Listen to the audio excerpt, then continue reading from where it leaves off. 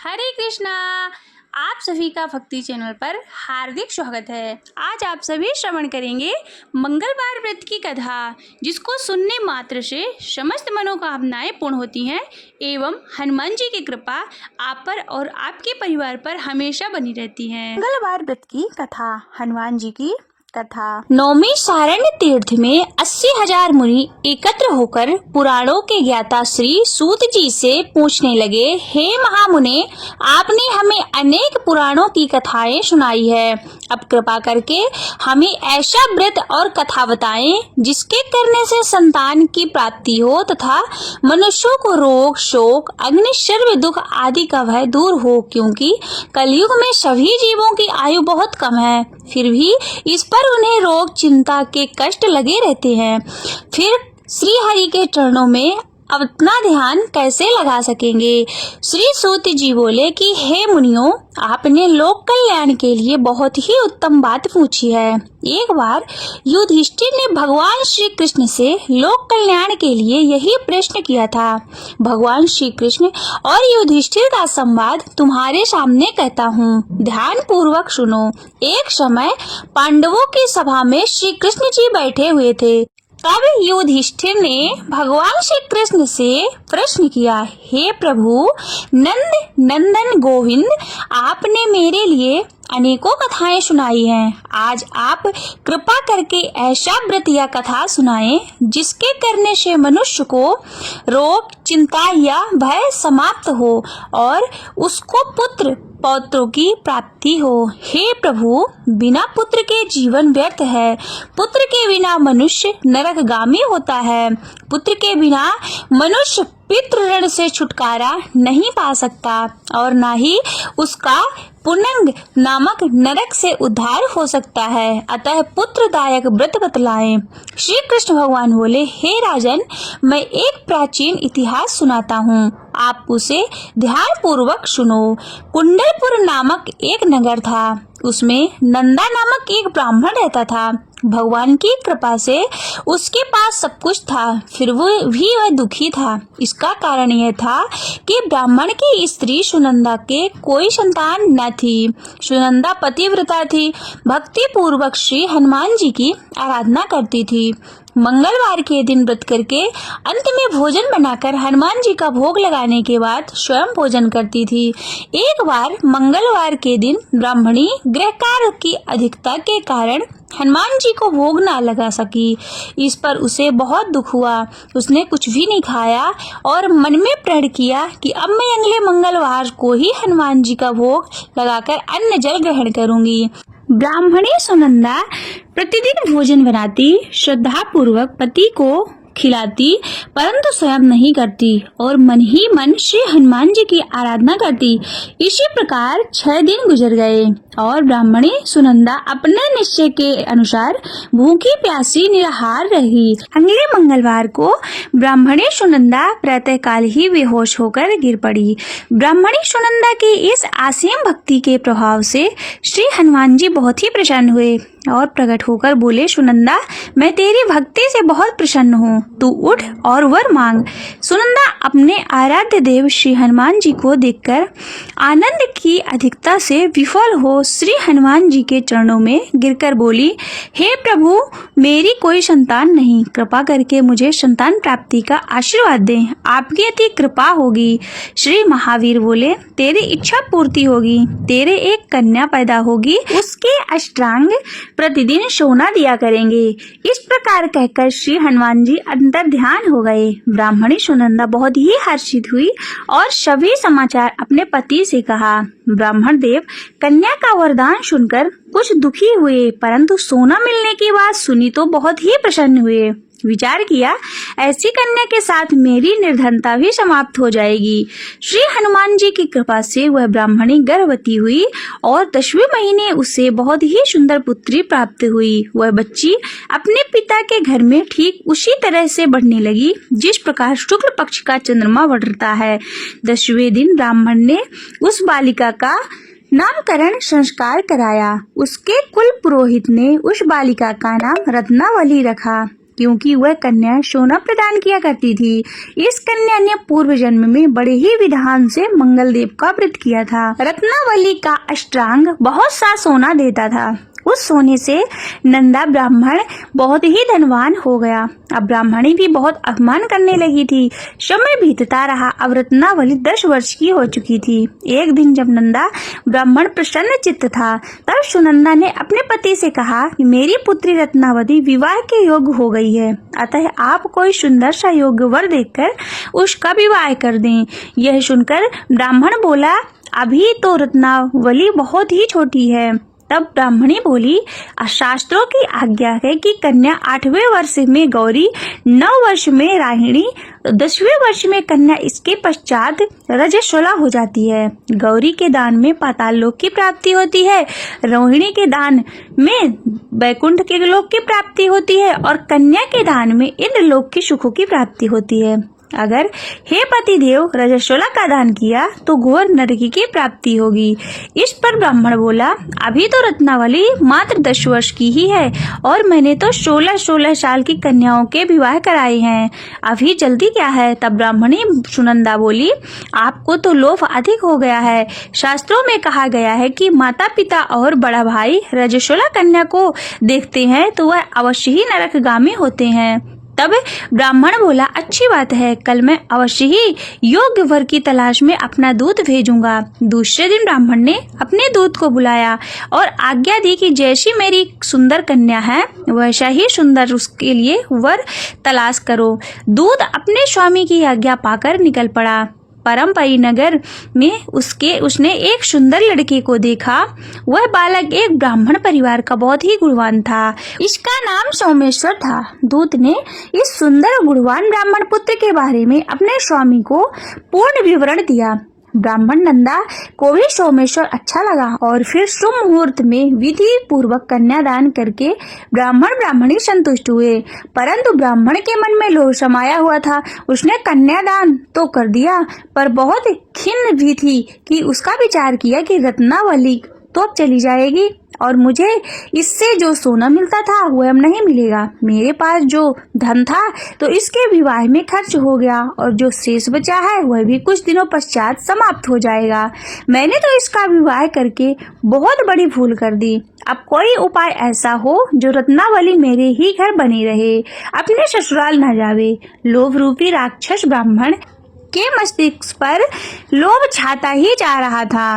रात भर अपनी शैया पर बेचैनी में करवट बदलते बदलते उसने एक बहुत ही क्रूर निर्णय लिया। उसने विचार किया कि जब रत्नावली को लेकर उसका पति सोमेश्वर अपने घर के लिए जाएगा तो वह मार्ग में छिपकर सोमेश्वर का वध कर देगा और अपनी लड़की को अपने घर ले जाएगा, जिससे वह नियमित रूप से उसे सोना भी मिलता रहेगा और समाज का कोई मनुष्य उसे दोष भी नहीं दे सकेगा। प्रातः काल हुआ तो नंदा और सुनंदा ने अपने जमाई तथा लड़की को बहुत सारा धन देकर विदा किया। सोमेश्वर अपनी पत्नी रत्नावली को लेकर ससुराल से अपने घर की तरफ चल दिया। ब्राह्मण नंदा महालोभ के वशीभूत हो अपनी मति खो चुका था। पाप पुण्य को उसे विचार न रहा। अपने भयानक और निर्णय क्रूर और कार्य रूप देने के लिए उसने अपने दूत को मार्ग में अपने जमाई का वध करने के लिए भेज दिया ताकि रत्नावली से प्राप्त होने वाला सोना उसे मिलता रहे और वे कभी निर्धन न हो। ब्राह्मण दूत ने अपने स्वामी की आज्ञा का पालन करते हुए उसके जमाई सोमेश्वर का मार्ग में ही वध कर दिया। समाचार प्राप्त होकर ब्राह्मण नंदा मार्ग में पहुंचा और रुदन करती कर अपनी रत्नावली से पूछा कि हे पुत्री, मार्ग में लुटेरों ने तेरे पति का वध कर दिया। भगवान की इच्छा के आगे किसी की कोई वश नहीं चलता। अब तू घर चल, वहां पर ही रहकर शेष जीवन व्यतीत करना। जो भाग्य में लिखा था वही हो गया। अपने पति की अकाल मृत्यु से रत्नावली बहुत ही दुखी हुई। करुण रुदन और रुदन करते हुए अपने पिता से बोली, हे पिताजी, इस संसार में जिस स्त्री का पति नहीं है उसका जीना व्यर्थ है। मैं अपने पति के साथ ही अपने शरीर को जला दूंगी और सती होकर अपने इस जन्म को, माता पिता के नाम को तथा सास ससुर के यश को सार्थक करूंगी। ब्राह्मण नंदा अपनी पुत्री रत्नावली के वचनों को सुनकर बहुत दुखी हुआ। विचार करने लगा, मैंने व्यर्थ ही जवाई का वध कर पाप अपने सिर लिया। रत्नावली तो उसके पीछे अपने प्राण तक देने को तैयार है। मेरा तो दोनों तरफ से मरण हो गया। धन तो अब मिलेगा नहीं, जवाई वध के पाप फलस्वरूप यम यातना भी भुगतनी पड़ेगी। यह सोचकर बहुत ही खिन्न हुआ। सोमेश्वर की चिता बनाई गई। रत्नावली सती होने की इच्छा से अपने पति का सिर अपनी गोद में रखकर चिता में बैठ गई। जैसे ही सोमेश्वर की चिता में अग्नि लगाई गई, वैसे ही प्रसन्न हो मंगलदेव वहां प्रकट हुए और बोले, हे रत्नावली, मैं तेरी पति भक्ति से बहुत प्रसन्न हूँ, तू वर मांग। रत्नावली ने अपने पति का जीवन दान मांगा। तब मंगलदेव बोले, रत्नावली, तेरा पति अजर अमर है, वह महाविद्वान ही होगा और इसके अतिरिक्त तेरी जो इच्छा हो वह वर मांग। तब रत्नावली बोली, हे ग्रहों के स्वामी, यदि आप मुझ पर प्रसन्न हैं तो मुझे यह वर दीजिए कि जो मनुष्य मंगलवार के दिन प्रातः काल लाल पुष्प, लाल चंदन से पूजा करके आपका स्मरण करेगा, उसको रोग व्याधि ना हो, स्वजनों का कभी वियोग ना हो, सर्प, अग्नि तथा शत्रुओं का भय ना रहे। जो स्त्री मंगलवार का व्रत करे वह कभी विधवा ना हो। मंगलदेव तथास्तु कहकर अंतर ध्यान हो गए। सोमेश्वर मंगलदेव की कृपा से जीवित हो उठा। रत्नावली अपने पति को पुनः प्राप्त कर बहुत ही प्रसन्न हुई और मंगलदेव का यह व्रत प्रत्येक मंगलवार को करके व्रतराज और मंगलदेव की कृपा से इस लोक में सुख और ऐश्वर्य को भोगते हुए अंत में अपने पति के साथ स्वर्ग को गई। प्रिय भक्तों, यह थी मंगलवार व्रत की पौराणिक कथा। अब सुनिए एक और मंगलवार व्रत की कथा। एक ब्राह्मण दंपत्ति के कोई संतान नहीं हुई, जिसके कारण पति पत्नी दुखी थे। वह ब्राह्मण हनुमान जी की पूजा हेतु वन में चला गया। वह पूजा के साथ महावीर जी से एक पुत्र की कामना प्रकट किया करता था। घर पर उनकी पत्नी मंगलवार का व्रत पुत्र प्राप्ति के लिए किया करती थी। मंगलवार के दिन व्रत के अंत में भोजन बनाकर हनुमान जी को भोग लगाने के बाद स्वयं भोजन करती थी। एक बार कोई व्रत आ गया जिसके कारण ब्राह्मणी भोजन ना बना सकी। तब हनुमान जी का भोग नहीं लगाया और वह अपने मन में ऐसा प्रण करके सो गई कि अब अगले मंगलवार को ही भोग लगाकर अन्न जल को ग्रहण करूंगी। वह भूखी प्यासी 6 दिन पड़ी रही। मंगलवार के दिन उसे मूर्छा आ गई। तब हनुमान जी उसकी लगन और निष्ठा को देखकर अति प्रसन्न हुए। उन्होंने उसे दर्शन दिया और कहा कि मैं तुमसे अति प्रसन्न हूँ। मैं तुझको एक सुंदर बालक देता हूँ, जा तेरी बहुत सेवा किया करेगा। हनुमान जी मंगलवार को बाल रूप में उसको दर्शन देकर अंतर ध्यान हो गए। सुंदर बालक को देखकर ब्राह्मणी अति प्रसन्न हुई। ब्राह्मणी ने बालक का नाम मंगल रखा। कुछ समय पश्चात ब्राह्मण वन से लौटकर आया। प्रसन्नचित्त सुंदर बालक घर में क्रीड़ा करते देखकर वह ब्राह्मणी पत्नी से बोला, ये बालक कौन है? पत्नी ने कहा, मंगलवार के व्रत से प्रसन्न हो हनुमान जी ने दर्शन दे मुझे बालक दिया। पत्नी की बात छल से भरी जान उसने सोचा, यह उल्टा व्यभिचारिणी अपनी कलुषता को छुपाने के लिए यह बात बना रही है। एक दिन उसका पति कुएं पर पानी भरने चला तो पत्नी ने कहा कि मंगल को भी साथ ले जाओ। वह मंगल को साथ लेकर गया और उसको कुएं में वापस डालकर पानी भरकर आ गया। पत्नी ने पूछा, मंगल कहाँ है? तभी मंगल मुस्कुराता हुआ घर आ गया। उसको देखकर ब्राह्मण आश्चर्यचकित हुआ। रात्रि में उसने उसके पति से, हनुमान जी ने स्वप्न में कहे कि यह बालक मैंने दिया है, तुम अपनी पत्नी को उल्टा क्यों कहते हो? ब्राह्मण ये जानकर बहुत ही प्रसन्न हुआ। फिर पति पत्नी मंगलवार का व्रत करके अपने जीवन को आनंद पूर्वक व्यतीत करने लगे। जो मनुष्य मंगलवार का व्रत कथा पढ़ता अथवा सुनता है और नियम से व्रत रखता है, उसकी हनुमान जी की कृपा से सब कष्ट दुख दूर होकर सर्व सुख को प्राप्त होता है। प्रेम से बोलिए मंगल देव भगवान की जय। श्री हनुमान जी महाराज की जय। श्री रामचंद्र कृपाल भजवन हरणि भव भय दारुणम नव कंज लोचन कंज मुख कर कंज पद गंजारुणम कंदर्पे अगणित अमित छवि नव नील नीरज सुंदरम पटिपीतिमानहु तडित रुचि शुचि नौमि जनके सुतावरम् भजु दीनबन्धो दिनेश दानव दैत्य वंशिनि कंदनम् रघुनन्दे आनन्द कंदे कौशल चन्द्र दशरथ नन्दनम् शिरमुकुट कुण्डल तिलक चारुदारुअङ्ग विभूषणम् आजानुभुज शर चापधर संग्रामे जित खर दूषणम् इति वदति तुलसीदास शङ्कर शेष मुनिमनिरञ्जनम् मम हृदय कञ्ज निवास कुरु कामादि खलदल गञ्जनम् मंजाहि राजो मिलहि शोवर सहज सुंदर शावरो करुणानिधान सुजान शील स्नेह जानत रावरो यही भांति गौरी शीश सुन सिय सहित ही हर्षि तले तुलसी भवानी पूज पुनि पुनि उदित मनि मंदिर चली जानी गौरी अनुकूल हिय हर सुन जाय कहीं मंजल मंगल मूल वामी अंग फरकन लगे श्यापति राम जय जय राम मेरे प्रभु राम जय जय राम अतुलित बलधामं हेमशैलाभिदेहं दनुजवन् कृशानुं ज्ञानिनामग्रागम्यं सकलगुणनिधानं वानराणामिधेशं रघुपतिप्रियभक्तं वातिजातं नमामि।